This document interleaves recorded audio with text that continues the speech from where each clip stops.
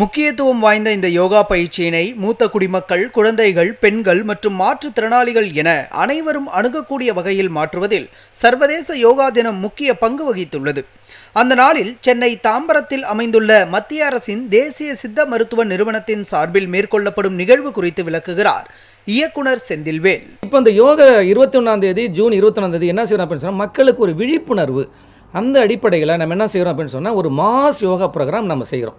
இங்கேயே வந்து பார்த்திங்கன்னா கிட்டத்தட்ட 1500 பேர் இந்த சித்த மருத்துவத்தில் 1500 பேர் செய்கிற மாதிரி, என்ஐஎஸ் நேஷனல் சித்தாவில் செய்கிற மாதிரி இங்கே இது எல்லாருமே நாங்கள் தயாராகி கொண்டிருக்கிறோம். அதையும் தாண்டி கொலாபரேட்டிவாக நாங்கள் பண்ணுறோம். ஆக்சுவலாக 3 மெத்தடில் பண்ணுறோம். ஒன்று இங்கேயே செய்கிறேன்னு சொன்னால், இந்த நேஷனல் சித்தா வந்து பார்த்தோன்னா நோடல் இன்ஸ்டியூட், அதாவது தமிழகத்துக்கு இது ஒரு நோடல் இன்ஸ்டியூட்டுங்கிறதுனால இங்கேயே ஒரு பெரிய லெவலில் ஒரு மெகா ப்ரோக்ராம் பண்ணுறோம். அதே மாதிரி உங்களுக்கு வந்து கொலாபரேட்டிவ் இன்ஸ்டியூட் அப்படிங்கிற கான்செப்டில் இருக்கக்கூடிய நியர்பை தமிழ்நாட்டில் இருக்கக்கூடிய பலவித நிறுவனங்களுக்கு டெக்னிக்கல் சப்போர்ட் கொடுத்து அங்கேயே வந்து இந்த யோக முறை பயிற்சியை வந்து செய்ய சொல்ல போகிறோம்.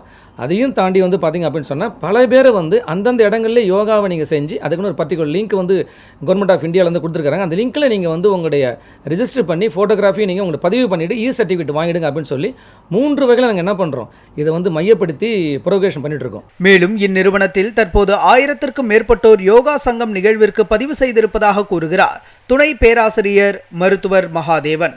மாஸ் யோகா ப்ரோக்ராம் இதுவரைக்குமே கிட்டத்தட்ட 1000 பேருக்கு மேலே முன்பதிவு பண்ணியிருக்காங்க. அன்னைக்கு ஒரு மிகப்பெரிய ஒரு சங்கம், யோகா சங்கம் இங்கே நிகழ இருக்கிறது. தளர்ச்சி பயிற்சிகள் முதலே வழங்கப்படும். அதற்கு பிறகு பொதுவான யோகா பயிற்சிகள், அதுக்கு இறுதியாக மூச்சு பயிற்சிகள், தியான பயிற்சிகள் வழங்கப்படும். இது முடிந்தவுடன் அன்று அங்கே பங்கேற்பாளர்களுக்கு அதற்கு பிறகு அதை பற்றிய விழிப்புணர்வும் தொடர்ந்து அவர்கள் அந்த யோகா ஆசனத்தில் யோக முறைகளை அவருடைய இல்லங்களிலும் மற்றவர்களுக்கும் அறிவுறுத்தும்படிக்கும் அவர்களுக்கு ஆலோசனைகள் வழங்க இருக்கிறது. இந்த வரக்கூடிய அந்த 21ஆம் தேதி தேசிய சித்த மருத்துவ மிக பிரம்மாண்டமான முறையில் ஒரு விழிப்புணர்வை ஏற்படுத்துவதற்காக சர்வதேச யோகா தினம் கொண்டாட இருக்கிறோம்.